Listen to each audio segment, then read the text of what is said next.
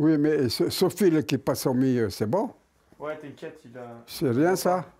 On le voit pas parce qu'en fait l'objectif il est juste là. Ah ouais? Ouais, t'inquiète. Je suis né à Tunis 1923. Et en 1943, à Tunis, les Italiens, l'armée italienne et l'armée allemande, ils quittaient Tripoli parce que les Anglais ils avaient fait une offensive et ils avaient battu les Italiens et les Allemands. Et ils se sont tous retirés vers la Tunisie. Et à Tunis, c'était plein de soldats italiens et des soldats allemands. Où tu allais, tu trouvais des Allemands et des Italiens, des Allemands et des Italiens. Un jour, j'ai voulu descendre en ville, mais je suis passé par la rue Abdel-Lagash.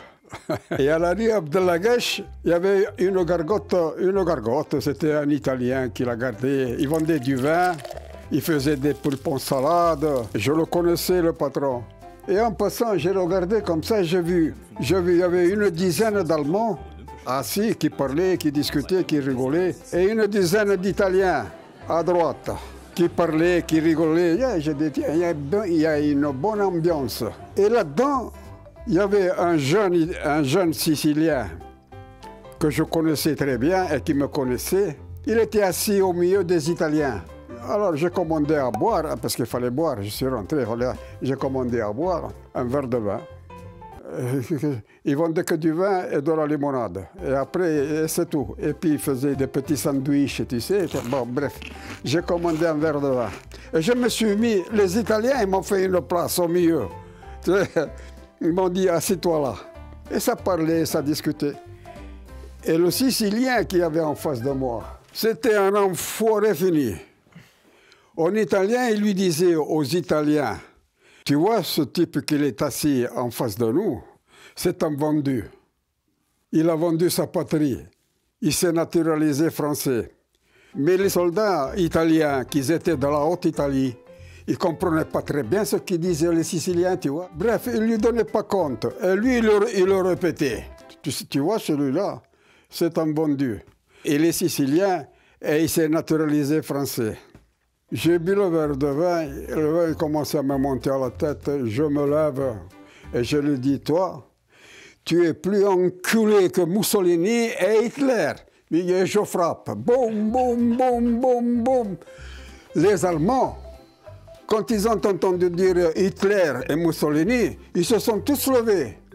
Ils m'ont attrapé, ils m'ont soulevé en l'air, ils m'ont sorti dehors. Et les Italiens, ils sont sortis aussi avec eux, tu sais. Il y en avait un, il avait pris le poignard pour me poignarder. Mais il me tenait comme ça, comme un... Et les Italiens, camarade, calme, camarade, ils ne savaient pas parler de l'allemand. Piano, attends, on va discuter, attends, descends-le. Ils m'ont descendu, tu sais. Ils m'ont descendu et les Italiens, ils m'ont fait un cercle, tu sais, tous. Et ils me disaient, scappa. Scappa, ça veut dire sauve-toi. Je reculais, hop, ils m'ont fait le passage, je me suis levé. Et je les ai laissés entre eux. Je me suis sauvé, je suis allé faire mes affaires, je suis retourné à mon quartier. Et puis je réfléchissais, tu sais, je disais, putain, j'étais dans la rue. Je réfléchissais ce que je devais faire. Je dis, tiens, je vais m'engager dans l'armée. Et j'étais dans la rue. Je dis, oh ben, il me donne à manger, il me donne à boire, il me donne à dormir, il m'habille.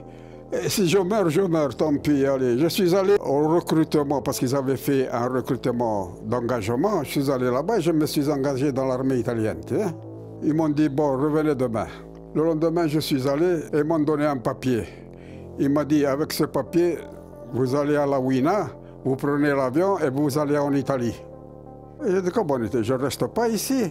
Il m'a dit, non, en Italie, vous allez en Italie. Mais moi, je lui avais dit que j'étais de nationalité française. Mon père s'était naturalisé, tu vois. Et comme ça, le lendemain matin, je me suis décidé, je vais à la Ouina. La Ouina, c'était à l'aviation. Et il y avait encore un type de Tunis, il s'appelait Bianco. Lui aussi, il s'était engagé et on l'a envoyé en Italie. Et on est parti à deux, avec l'avion. Et en cours de route avec l'avion, quand on est arrivé sur la mer la Méditerranée, il y a eu l'alarme. Ils nous ont dit « couchez-vous, vite, vite !» On s'est couché, le type il s'est mis sur la mitrailleuse, tu sais, et il regardait comme ça en l'air. Parce qu'ils ont vu passer 2 chasseurs anglais, et eux, ils ont cru que c'était pour eux, mais c'était pas pour eux, c'était pour une autre chose. Ils sont passés, ils sont partis, et l'alarme elle a été finie. On est arrivé en Italie, à Castelvetrano. On est descendu à Castelvetrano. L'aviateur, là, il avait la sacoche et il a dit, voilà, vous deux, vous prenez le train et vous allez à Palerme. On a dit, bon, ça va. Et on a été à la gare, on a pris le train et on est descendu à la gare, à Palerme. À Palerme, on a demandé où c'était la caserne qui avait écrite. Ils nous ont dit, voilà, là-bas, là-bas. On a été là-bas, ils nous ont dit, qu'est-ce que vous êtes venu faire ici? On a dit, oh, on s'est engagé, qu'est-ce qu'on est venu faire? Il m'a dit, vous n'êtes pas fou. La guerre, il a dit, elle ne va pas durer encore longtemps. Vous vous engagez, vous n'êtes pas perçu. Je ne sais pas. Et on a dit, non, écoutez, j'ai dit, on s'est engagé, on va voir comment ça va finir. Bref, on est resté dans la caserne. Et à la caserne, on est monté en haut à la terrasse pour regarder la mer, tu sais. Et il y avait un soldat italien, mais c'était un vrai soldat italien, lui. Hein. Il nous a dit, qu'est-ce que vous faites là? Aussi, la même chose. On a dit, on s'est engagé. Et il a mis la main à la tête. Il a dit, vous êtes fous. Il a dit, il fallait rester chez vous là-bas. Qu'est-ce que vous êtes venu faire ici en Italie? On a passé la nuit. Le lendemain matin, ils nous ont donné un billet de voyage. On a pris le train pour Rome. Écoute, et on est parti à Rome. À Rome, il y avait des soldats, des agents de la sûreté italienne qui nous attendaient, parce qu'ils se sont téléphonés. Et ils nous ont emmenés à Centocelle.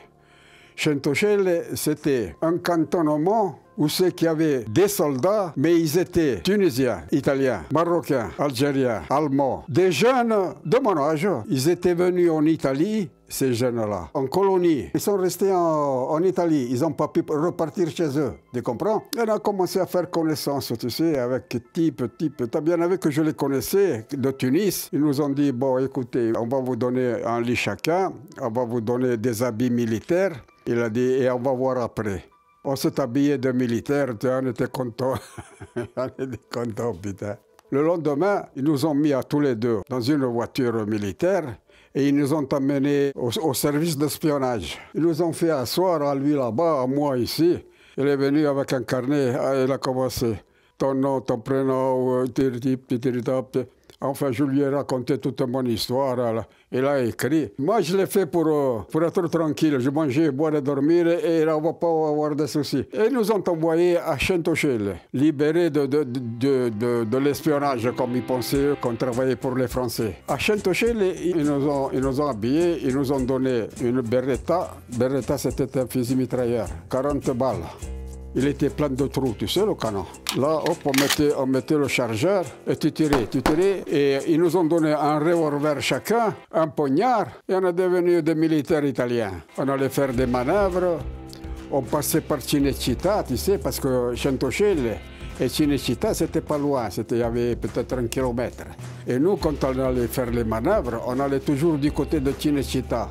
On rentrait dans les tranchées, on sortait, on tirait sur des... Ils nous préparaient pour aller au front, tu vois. Pendant 3 ou 4 mois, j'étais là-bas. Il est passé un ordre qu'on devait partir au front et que celui qui n'avait pas fait sa communion, il fallait la faire immédiatement. Il dit parce qu'on va partir au front. Et le lendemain matin, on est monté en haut, on était 7 ou 8 quand on n'avait pas fait la communion. Ils nous ont fait la communion, tu sais. Bon, bref. Puis, tout d'un coup, il arrive un ordre, Monterotondo.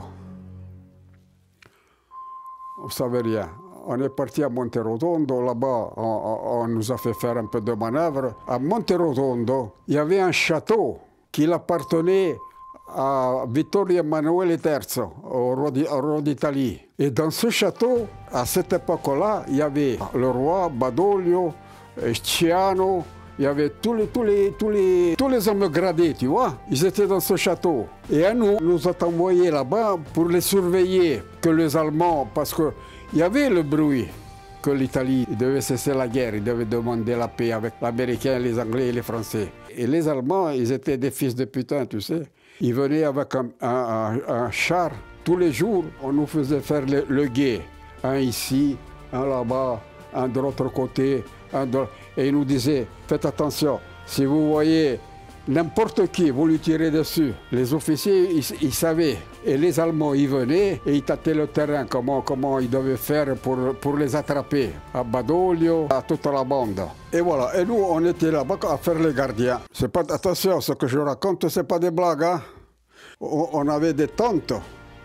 Et on dormait 2 par 2 dans une tente. Chacun il cherchait son ami, ils se faisaient la tente ensemble et on dormait là-bas dedans. On était un bataillon. Le 6 septembre 1943, je suis allé me coucher, je me suis endormi et puis j'ai vu une grande lumière. Et j'ai vu la Sainte Vierge. J'ai vu la Sainte Vierge descendre et venir me trouver. Moi, dans le rêve, je me suis mis à genoux et je lui dis, Sainte Vierge, quand est-ce qu'il finit cette guerre? Alors elle m'a fait avec la tête comme ça. Elle se retournait, elle est partie. Elle est partie. Je me suis réveillé, mais je ne racontais rien à personne, hein. Je me le suis gardé pour moi. Parce que je le reconnais, on me prenait pour un con. Et si je le disais, putain, c'était le poker. Je vais te dire, la Sainte Vierge, quand il m'a fait comme ça avec la tête, elle était triste, tu sais. Elle a voulu me dire qu'est-ce qu'il allait se passer après la fin de la guerre. Bon, bref, je ne l'ai pas dit. Le lendemain, alors le 6, le 7, à la radio, ils annoncent que l'Italie, il a cessé de faire la guerre. On a fait la paix avec les Français, les Anglais et les Américains. Et on était tous contents, tu sais, on criait, on dansait, on s'embrassait. Alors il fallait repartir, démonter tout le cantonnement et partir à la caserne, à Centocelle. On était tous avec le sac à dos, le fusil, le bidon, en ligne à Donata. Ça veut dire tous en ligne pour entendre les ordres. Puis tout d'un coup, on entend un ronronnement, tu sais, Et au fur et à mesure, il s'approchait.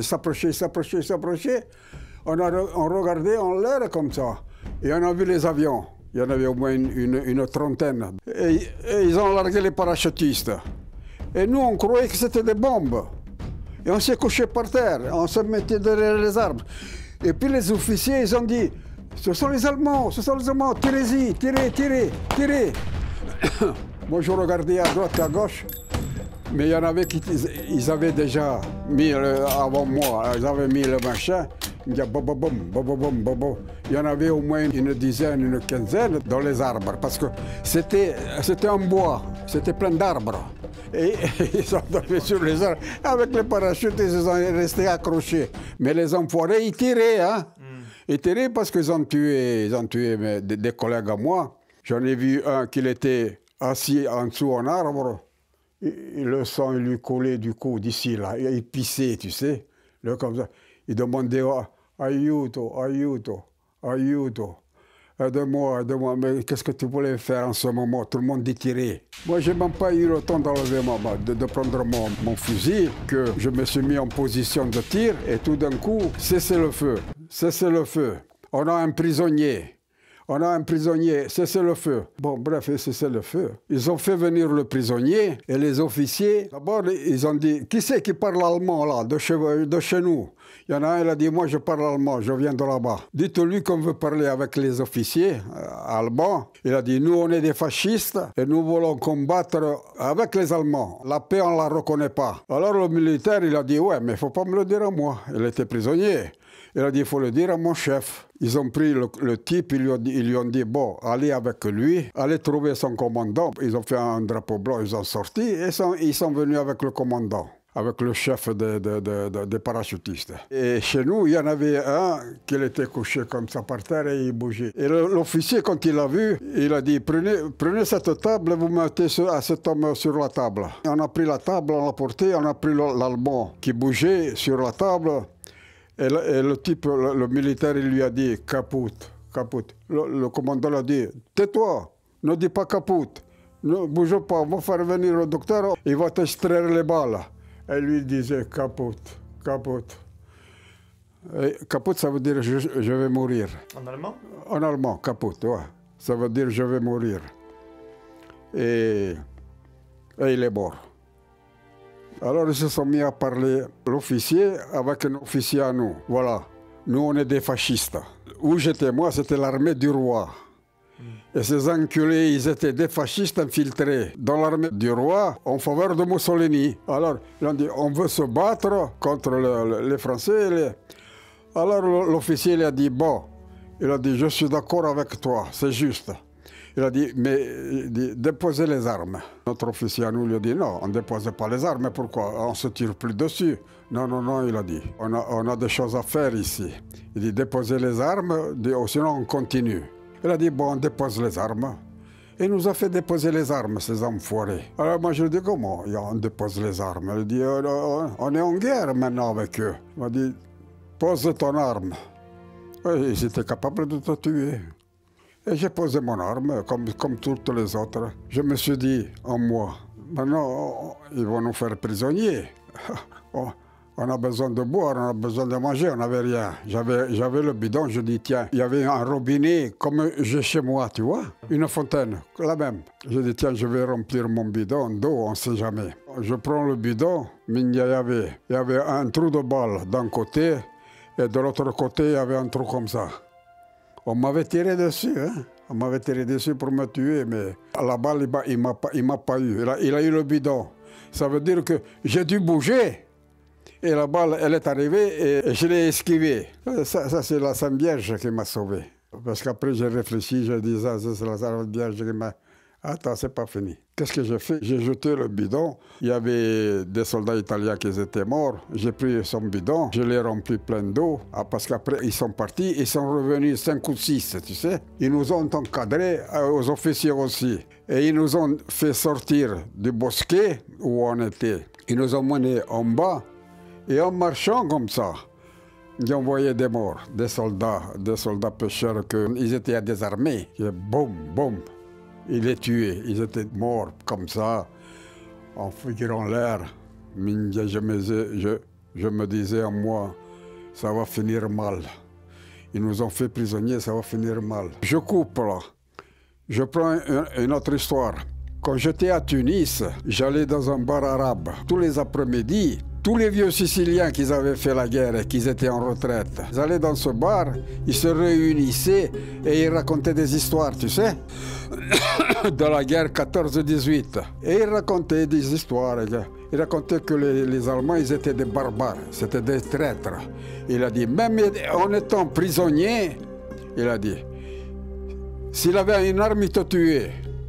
Et moi, tout ça, je l'avais en mémoire. Et d'ailleurs, le film qu'ils ont fait voir, c'est exactement comme ça s'est passé, exactement comme ça s'est passé chez moi. Ils nous ont descendus en bas, et en bas, il y avait le génie italien. Ils faisaient des travaux, je ne sais pas où ils étaient en manœuvre, je ne sais pas quoi. Ils avaient occupé ce local-là. Et il y avait une cave, c'était un grand local. Et il y avait des galeries, et ces galeries, ils allaient de l'autre côté de la maison. C'était la campagne. Il y avait des, je ne sais pas quoi, jamais été. Et ils nous ont mis tous là-dedans. Et il y avait des soldats, il y avait des civils, il y avait des femmes, il y avait des enfants, prisonniers. Ils nous ont entassés tous là-dedans, tu sais. Et moi, j'avais un collègue avec moi, il s'appelait Sauveur. On a commencé à fouiller. On a vu des escaliers et on est descendu. On est descendu et on a vu, il y avait des fusils mitrailleurs, il y avait des revolvers, des douilles, il y en avait à jamais finir. C'était les armes du génie. Mais ils n'étaient pas là, eux, ils étaient je ne sais pas où. Hein. J'ai dit, Salvador, Sauveur, je dis, regarde, on prend une berrette à chacun, on tue les 2 sentinelles qu'il y a devant la porte et on se bat contre ces enculés. Il m'a dit, tu as raison. On a pris des chargeurs, on a mis le chargeur, on a mis la balle dans le canon, on a monté les escaliers avec l'arme à la main. On ne tombe pas sur un officier qui s'était mis d'accord avec les Allemands. Il dit, vous allez comme ça avec ses revolvers. On lui a dit, on va tuer ce qu'il y a devant la porte, j'ai dit. Et on va rentrer, on va se battre. Il m'a dit, vous êtes tout fou, vous êtes tout fou. Il a commencé à appeler, parce qu'il y avait d'autres officiers. Et les officiers, des soldats sont venus tous en courant. Désarmez-les, désarmez-les, désarmez-les. Et c'est des fous, c'est des fous. Ils nous ont désarmés. Où vous les avez pris? On l'a trouvé. Où vous les avez pris? Ça ne se trouve pas. Je dis en bas, il y en a en pagaille. Ils ont vu qu'il y avait des mitrailleuses, il y avait des bombes à main, tu sais, des grenades. Bon, bref, ils ont mis 2 sentinelles là, que personne ne descend en bas. Et on est resté avec les autres. On discutait, on rigolait, on parlait, on faisait, on disait. Vers 5 heures de l'après-midi, comme ça, 5 heures, 6 heures de l'après-midi, ils sont venus de renfort et ils nous ont fait sortir à tous dehors. Moi, je me suis dit pourquoi, on n'était pas bien là, pourquoi ils nous font sortir dehors? Et je m'imaginais, j'ai dit ils vont tous nous tuer. J'ai dit à mon collègue Sauveur, quand je te dis sauve-toi, mets-toi à courir. Il m'a dit non, tu es fou. J'ai dit tant pis pour toi. J'ai dégagé tout le monde et je me suis mis devant. Un vieux, ce vieux pêcheur, il a cru qu'il n'y avait personne.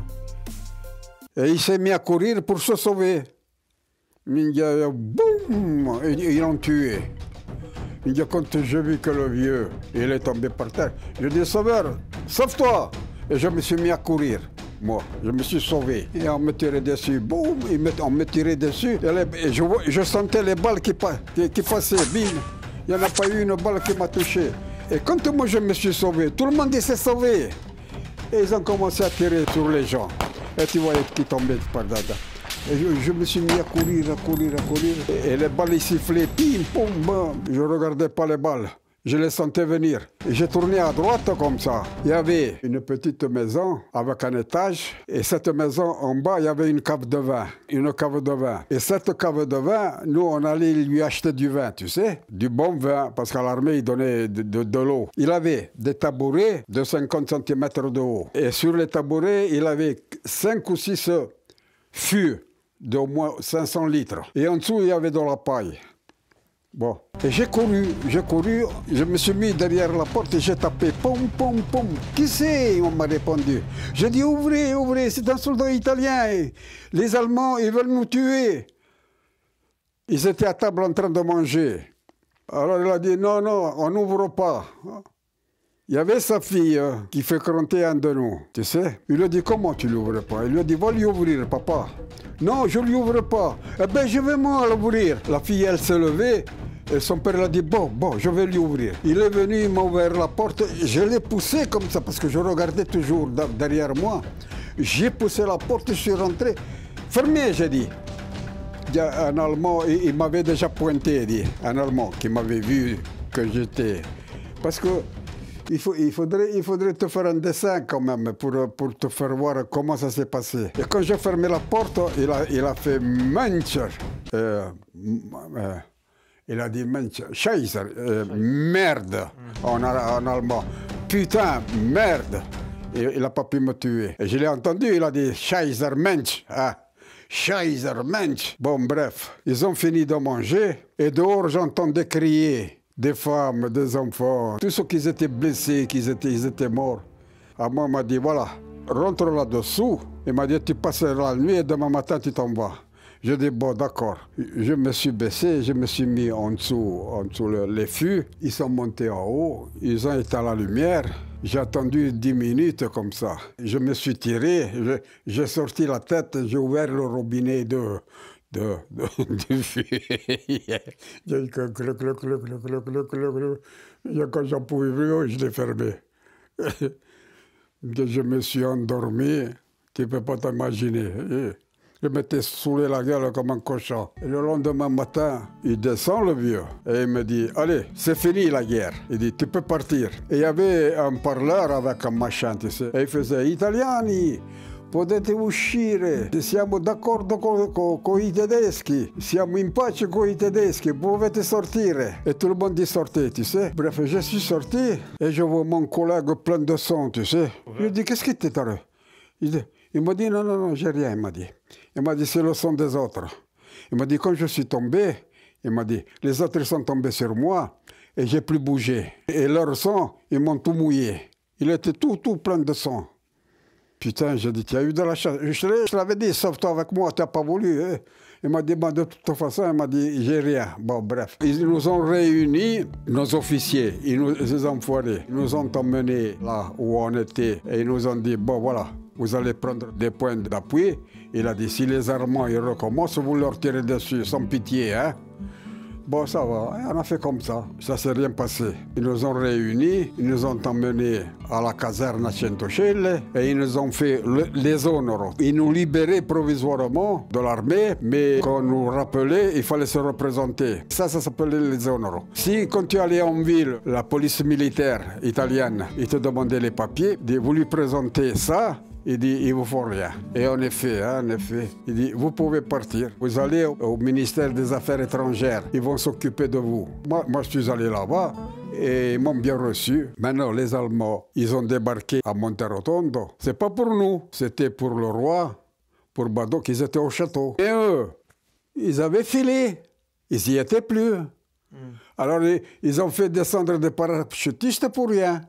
Il y a eu des morts pour rien de tout, puisque le roi, avec toute sa bande, ils étaient partis. Ils sont passés de l'autre côté. Bon, laisse tomber ça. Le directeur, il m'a dit, il faut que tu vas à Rome avec la charrette et tu vas chercher des vivres. Je vais te donner ce qu'ils vont te donner, je vais te donner des papiers, ce qu'ils vont te donner, et tu les emmènes. Il a dit, parce qu'on n'a plus rien à manger. Et je descendais à Rome avec la charrette, je la tirais avec avec la main. J'allais là-bas et on me donnait du pain, on me donnait des boîtes de sardines, on me donnait un tas de trucs, tu sais, des pâtes, et je l'amenais au centre. Je dois continuer encore parce que c'est long, hein.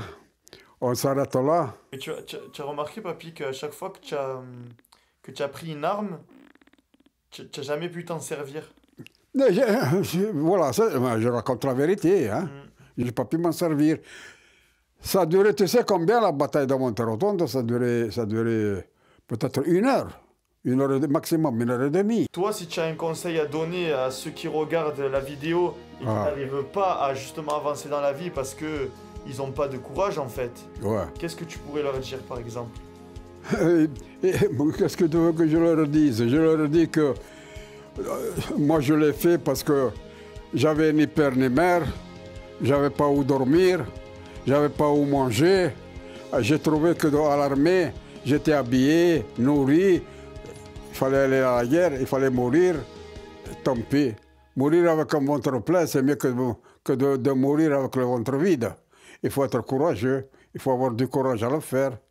Et alors, voilà. Même que j'étais à jeun et que je ne mangeais pas, je faisais du sport. J'allais à Gambetta, à Tunis. Les gens qui connaissent Tunis, ils savent où c'est la Gambetta. Et il y avait un terrain de sport. Tous les dimanches et tous les samedis, il y avait tous les sportifs. Course à pied, footballeurs, boss-ball, tous les jeux. Et quand le match finissait, il y avait toujours des bagarres, des coups de poing, des coups de couteau. Il y avait un bordel. Moi, j'étais jeune, je faisais des tours de piste, tu sais. J'en faisais 10, 12, 13, 14, et puis je m'en allais, voilà. J'allais dans des salles de boxe. Je rentrais, je regardais faire la boxe. Et puis je tapais dans les sacs. Tu sais, ils avaient des sacs de je regardais comment ils faisaient. Voilà. Je ne mangeais pas, mais je me soignais. Bon, ben on va conclure. Tu vas dire, vas-y, regarde la caméra, tu dis restez solide. Ouais. Reste solide. Comme Solid Mike. Comme Solid Mike. Comme Solid Mike. Solid Mike. C'est ça? C'est presque ça. Hein? C'est pas grave. Merci, papy. À part ça, j'ai d'autres choses plus tard. On refera. Ouais. C'est la volonté qui compte. Ne te laisse pas faire, tu serais respecté. Mais si tu te laisses faire, tu manques de volonté, tu es foutu. Et voilà. Voilà le conseil que je te donne. Ne te laisse pas faire. Même que tu sais que tu dois recevoir des coups, ne te laisse pas faire. Vas-y, rentre dedans. Enfonce-le.